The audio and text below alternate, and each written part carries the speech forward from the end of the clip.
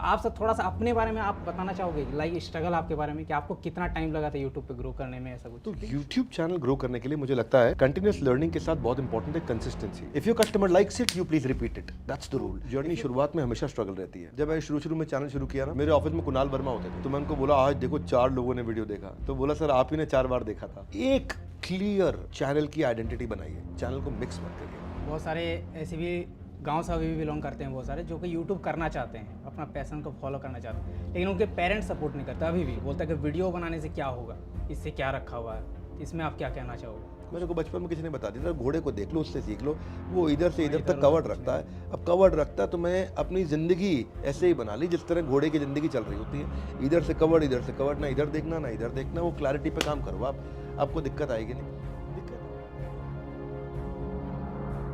Hi everyone, आप सबका फिर से एक नए वीडियो पे स्वागत है। तो आज हमारे साथ है doctor Vivek Bindra sir. Welcome sir. और मैं आपका सबसे पहले तो पैर छू के प्रणाम करना चाहूँगा, क्योंकि बड़ों का आशीर्वाद बना रहना जरूरी है। एंड गाइज, आप सबको पता है कि मेरा लाइफ का सबसे बड़ा अचीवमेंट अभी तक का मुझे ऐसा लगता था कि संदीप सर के वहाँ मैं गया हुआ था, और ये मेरा सेकेंड अचीवमेंट है जो कि मैं डॉक्टर विवेक बिंद्रा सर के साथ आज बैठा हुआ है एक साथ।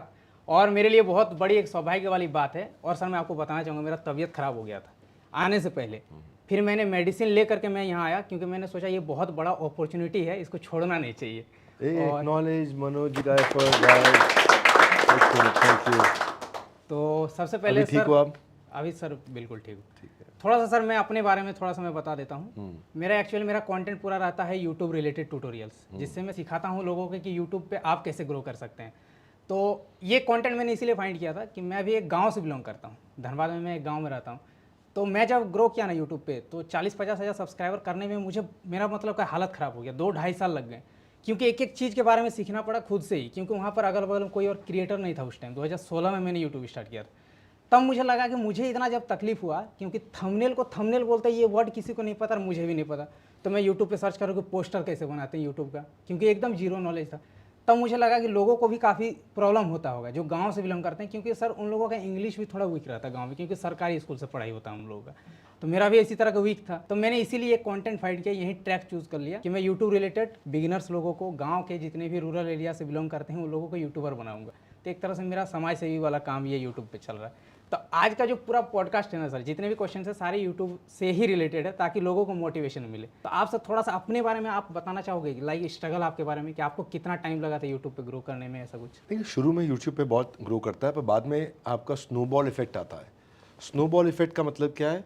जैसे शुरू में बर्फ़ का एक छोटा सा गोला पहाड़ से गिरता है, पर लेकिन वो रोल होते होते, नई स्नो ऐड होते होते गोला मोटा होने लग जाता है, और स्नो जुड़ती चली जाती है, और उसका कैस्केडिंग डोमिनो स्नोबॉल इफेक्ट आता है। बहुत बड़ा इम्पैक्ट बाद में आता है। तो यूट्यूब चैनल ग्रो करने के लिए मुझे लगता है कंटिन्यूस लर्निंग के साथ बहुत इंपॉर्टेंट है कंसिस्टेंसी। आप कंसिस्टेंटली काम करते रहिए, करते रहिए। कुछ चलेगा, कुछ नहीं चलेगा, आइडिया मिलेगा। कुछ चलेगा, कुछ नहीं चलेगा, आइडिया मिलेगा। कुछ चलेगा, if your customer likes it, you please repeat it, that's the rule. If your customer likes it, you please repeat it, that's the rule. तो कंसिस्टेंटली मुझे लगता है कि यूट्यूब पे ज़्यादा इंपॉर्टेंट है रेलेवेंस, रियल कंटेंट ड्रिवन काम करना। जब भी मैंने भी थोड़ा सेल्स ड्रिवन काम किया तो ट्रैफिक कम हुआ, जब भी कंटेंट ड्रिवन काम किया तो ट्रैफिक बहुत बढ़ा। तो जर्नी शुरुआत में हमेशा स्ट्रगल रहती है। आपके सर वैसे मोटिवेशनल वीडियोस काफ़ी अच्छे हुआ करते हैं, मैं भी उस टाइम बहुत देखा करता था, अभी भी देखता हूँ, बहुत अच्छा लगता है। चलिए सर, सेकंड क्वेश्चन की ओर बढ़ते हैं। बहुत लोग मेरे से जब पर्सनली मिलते हैं, जैसे बहुत सारे सब्सक्राइबर, तो उन लोगों का एक बहुत बड़ा सवाल रहता है, जैसे वो जॉब करते हैं या फिर कोई काम करते हैं, तो बोलते हैं हम लोग टाइम मैनेजमेंट नहीं कर पाते हैं, यूट्यूब के लिए टाइम भी तो निकालना पड़ता है, तो वो कैसे करें, टाइम मैनेजमेंट कैसे करें? जैसे आप अभी थोड़ा सा मैं बताना चाहूँगा, ये वीडियो शूट हो रहा है रात के 12 बजे। सर को देख करके मैं मोटिवेट हो गया। मैं 1-2 वीडियो शूट करता हूँ दिन में तो चिड़चिड़ापन हो जाता है, लेकिन आप रेगुलर इतने सारे क्रिएटर्स आ रहे हैं और आप रेगुलर वीडियो शूट कर रहे हो, बहुत बड़ी बात है। तो आप कैसे सर मैनेज कर लेते हो इतना कुछ? नहीं, टाइम मैनेजमेंट के लिए टाइम नहीं मैनेज करना, प्रायोरिटी मैनेज करना है। आपको एलिमिनेशन का रूल पता होना चाहिए। जो चीज़ प्रोडक्टिव नहीं है उसको बाहर निकाल दो, टाइम मैनेज हो जाएगा। और जो चीज़ बहुत प्रोडक्टिव है उस पर सारा फोकस डालो, टाइम मैनेज हो जाएगा। अब देखो, सारे काम करोगे, सब कुछ करोगे। मैं वो खरगोश का एग्जांपल दिया था अभी पीछे कहीं, कि अगर एक कमरे में 9 खरगोश है और आपको कोई भी एक पकड़ना है, तो आप किसको पकड़ोगे? जो सबसे पहले हाथ में आ जाएगा। अमूमन लोग यही सोचते हैं, वहाँ गड़बड़ कर देते हैं वो लोग। आपको एक खरगोश मार्क करना है, 8 को छोड़ दो, एक को मार्क करो, उसके पीछे भागो, वो जल्दी पकड़ में आ जाएगा। रूल क्या है टाइम मैनेजमेंट का? मैंने हमेशा अपना ABC बना के रखता हूँ, ABC एनालिसिस, ये मेरा ए कैटेगरी काम है, ये बी है और ये सी है। जो मेरा सी कैटेगरी काम है उसको मैं डेफर डिले करता हूँ, जो मेरा बी कैटेगरी काम है उसको मैं डेलीगेट करता हूँ, और जो मेरा ए कैटेगरी काम है वो मैं खुद ड्राइव करता हूँ। तो जहाँ सबसे बड़ा इम्पैक्ट आएगा उस पर काम करो, टाइम अपने आप मैनेज हो जाएगा। सही है सर। एंड सर मेरा थर्ड सवाल है आपसे कि यूट्यूब तो आज के डेट पे बिजनेस का भी एक बहुत बड़ा प्लेटफॉर्म बन गया है। जैसे हमारा भी मेन इनकम सोर्स जो है वो यूट्यूब ही है, लाइक स्पॉन्सर्स वगैरह। तो आप इसको किस हिसाब से देखते हो? जैसे यूट्यूब को हम लोग बिजनेस के हिसाब से किस हिसाब से देखते रूल बड़ा सिंपल है, शुरुआत में खाली कस्टमर के पीछे भागो, कौन व्यूअर्स के पीछे भागो, वो क्यों देखेंगे आपको, उनकी लाइफ में क्या इंपैक्ट क्रिएट कर रहे हो। स्पॉन्सरशिप डील्स व्यूज के कारण नहीं आती है, ट्रस्ट वर्दिनेस के कारण आती है, विश्वसनीयता के कारण आती है। बिल्कुल। अगर आपकी विश्वसनीयता है तो बात बनेगी। और इसमें मैं फिर से याद दिला रहा हूँ आपको मनोज भाई, रूल है कंसिस्टेंसी।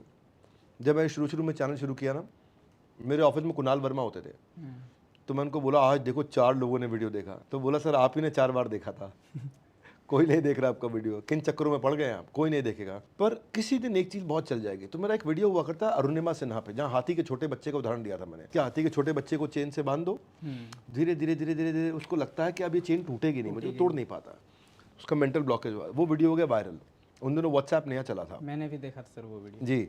और वायरल होने के कारण तो हमें लगा यार कभी भी कुछ भी चल सकता है, तो कंसिस्टेंसी पे रहो और फिर देखो क्या चीज़ चल रही है। तो मैं क्या करता रहा, शुरू के दिनों में बहुत स्ट्रगल होता था। तो ये मैं झूठा दिलासा नहीं देना चाहता कि आपको शुरुआत बहुत ईजी होगी। शुरुआत जब मैंने करी थी तो मैं दिन भर ट्रेनिंग करता था, शाम को ऑफिस मैनेज करता था, लीडरशिप के साथ काम करता था। रात को मेरे साथ एक लड़का होता था विशाल विष्णु, भागलपुर से था वो, आज भी है, हमारे साथ काम करता है। 2014 में आया था विशाल विष्णु और भागलपुर से, बिहार से था वो। तो मैं उसको रोक लेता था कि आप इवनिंग में मेरे साथ बैठो, वही मेरा एक कैमरा लगा करके वही शूट करता था, तो उसके साथ बैठ के मैं एडिटिंग कराता था। तो शुरू में सब काम खुद करेंगे, धीरे धीरे आपकी टीम्स बिल्ड होंगी, धीरे धीरे आपको लोग आने शुरू हो जाएंगे। ये विश्वास रखना जरूरी है, लोग बीच में छोड़ के निकल जाते हैं, ये विश्वास रखिए। पर मैं फिर बता रहा हूँ, चीप काम नहीं करना, ट्रस्ट वर्दिनेस, विश्वसनीयता बिल्ड करिए। अगर लोगों ने आप पे विश्वास किया, आपको पैसा देंगे, वो आपके साथ काम करना चाहेंगे। आप देखिए, trust and decision they are directly proportionate. जितना विश्वास बढ़ता है उतनी आसानी से लोग डिसीजन ले पाते हैं, जितना विश्वास कम है उतनी मुश्किल हो जाता है लोग आपके साथ में बिजनेस का डिसीजन ले पाए।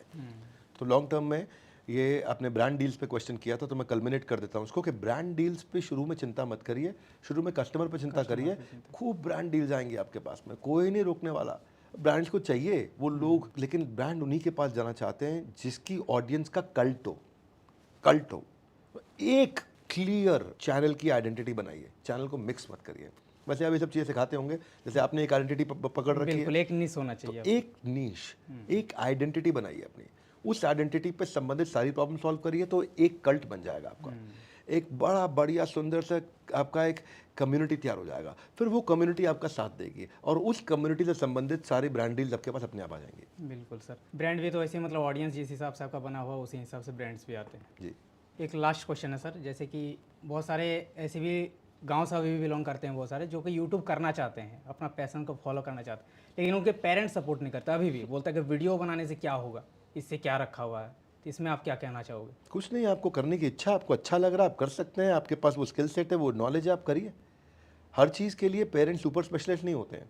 बिल्कुल। जिस सब्जेक्ट का जो सुपर स्पेशलिस्ट है उससे ज्ञान लेना चाहिए, पेरेंट्स का सम्मान करना चाहिए, ठीक है। लेकिन अगर आप स्किल सेट की बात कर रहे हैं, प्रोफेशनल करियर की बात कर रहे हैं, और अगर वो सुपर स्पेशलिस्ट उस सब्जेक्ट में है ही नहीं, तो वहाँ नहीं जाना चाहिए। तो किसको देखना है? सुपर स्पेशलिस्ट को देखना है। जब मैं अपनी इंडस्ट्री में आया था, लर्निंग एंड डेवलपमेंट में, ट्रेनिंग प्रोग्राम्स में, जब मैं एंटरप्रेन्योर्स को सिखाता था, तो मैं एक ही सवाल अपने आप से पूछा था, इस सब्जेक्ट में दुनिया में नंबर 1 कौन? और दूसरा सवाल उसको चैलेंज करने वाला, मैं उससे आगे कैसे निकलूंगा? सिंपल। तो अपने पास रेफरेंस पॉइंट क्लियर होना चाहिए। जो सुपर स्पेशलिस्ट है, पहला क्वेश्चन क्या है, मेरे जॉनरा में नंबर 1 दुनिया में कौन है, और दूसरा प्रश्न है कि मैं उससे आगे कैसे निकलूंगा, क्या करूंगा। और वो क्लैरिटी होनी जरूरी है। फिर आप ना इधर जाओगे ना इधर जाओगे। मेरे को बचपन में किसी ने बता दिया था, घोड़े को देख लो, उससे सीख लो, वो इधर से इधर तक कवर्ड रखता है। अब कवर्ड रखता है तो मैं अपनी ज़िंदगी ऐसे ही बना ली जिस तरह घोड़े की ज़िंदगी चल रही होती है, इधर से कवर्ड, ना इधर देखना ना इधर देखना। वो क्लैरिटी पे काम करो आप, आपको दिक्कत आएगी नहीं। दिक्कत आती ही तब है जब आदमी कंफ्यूज्ड होता है, उसको मालूम नहीं है मुझे एग्जैक्टली करना क्या है। फाइनल सर, आप बताना चाहेंगे ये वर्ल्ड लार्जेस्ट एंटरप्रेन्योरशिप इवेंट, ये आप सर क्या करने जा रहे हैं, इसका मेन पर्पस क्या है? आपको अभी तक क्या पता है इसके बारे में? इसके बारे में मुझे पता है कि 30,000 से भी ज़्यादा एंटरप्रेन्योर एक साथ मतलब इकट्ठा होने वाले हैं इंदिरा गांधी स्टेडियम पे, और यहाँ पर क्या होने वाला ये चीज़ नहीं पता। हमारा ये ना आपसे मिलता जुलता काम है, मैं समझाता हूँ आपको। आप उन क्रिएटर्स के लिए काम कर रहे हैं देसी भाषा के अंदर। बिहार के, यूपी के, झारखंड की बहुत ऑडियंस, मध्य प्रदेश की, छत्तीसगढ़ की आपको देखती है। ठीक कह रहा हूँ मैं? सही। ये ऑडियंस को आप सिंपल भाषा में सिखा रहे हैं कि कैसे यूट्यूब पे आप ग्रो करें। इनको बिजनेस सिखाने वाले लोग नहीं है, इनको बिजनेस बताने वाले लोग नहीं है कैसे करें। तो हमने, और इनके पास पैसा भी नहीं है, तो हमारे आज तक के जो प्रोडक्ट होते थे वो 50, 60, 70 हज़ार रुपये के होते थे।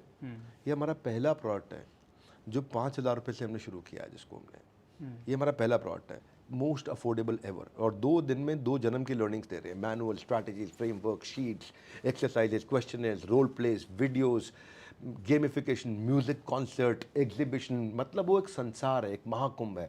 आप गए हैं कभी कुंभ मेले में? इलाहाबाद गए हैं? नहीं सर। जाइए, वीडियो वगैरह ये आपने वीडियो देखा होगा। मौनी अमावस्या के दिन 3.5 करोड़ लोग एक साथ में गंगा स्नान करते, मैंने देखा है लाइव, पूरे परिवार के साथ गया था। वैसा घूस बम्प होगा यहाँ पे, है ना। तो मैं रिक्वेस्ट कर रहा हूँ मनोज डे को कि आप भी आइए, आपको हम एक VIP सीट देंगे, आपके साथ में परिवार के लोग आएंगे, आपको यू डोंट हैव टू पे, हम आपका स्वागत करेंगे। जो आगे की प्रीमियम सीट्स हैं वो आपको ज़रूर देना चाहेंगे। और आप लोगों को भी बताना चाहते हैं कि ये इन्फॉर्मेशन ज़रूरी है, ये काम की इन्फॉर्मेशन है। कुछ लोगों को पता ही नहीं इसके बारे में, जिसको नहीं पता उसको पता रहना चाहिए। तो ये उस दृष्टिकोण से मैंने आपको शेयर किया है। ये रेवेन्यू जनरेशन के लिए नहीं, हमारी ऑर्गेनाइजेशन का साइज़ बहुत बड़ा है लेकिन इसका टिकट साइज़ छोटा रखा है। क्यों? क्योंकि ये ज़रूरी है कि हम लाइव एनवायरनमेंट में 30,000। अच्छा, एक प्रॉब्लम ये भी है मनोज भाई, 30,000 से बड़ा स्टेडियम ही नहीं है इंडिया में, कोई इंडोर स्टेडियम नहीं है। ये तो सही, ये सबसे बड़ा स्टेडियम है। तो अब मैं सीट्स बढ़ा नहीं सकता हूँ उसमें, इधर की निकल गई, इधर की निकल गई, इधर की निकल गई। और दूसरी प्रॉब्लम मालूम है क्या है? आजकल लोग फ़ोन करके पूछ रहे हैं 8 सीट इकट्ठी मिल सकती है? कहाँ से देंगे आपको 8 सीट इकट्ठी? अब निकलते जा रही है, फट फट फट फट फट फट फट, समय नहीं निकल। तो इसलिए ये एक अलग ही एक्सपीरियंस हमारे को दे रहा है। मैं एक बड़ी खुशी हमको दे रहा है, बड़ी एक्साइटमेंट। इस समय मैं देख रहा हूँ मेरे सारे 110 ऑफिस के अंदर करंट मचा हुआ है, शोर मचा हुआ है। ए निकल गई, एक और निकले, शोर मचा हुआ हर जगह पे। इस समय एनर्जी बड़ी पड़ी है सब जगह पे। चलिए सर, बिल्कुल मिलेंगे। ग्रेट मनोज आते भाई, हैं आपके इवेंट में। And thank you so much हमारे चैनल में आने के लिए। धन्यवाद, थैंक यू। चलिए, बाय बाय।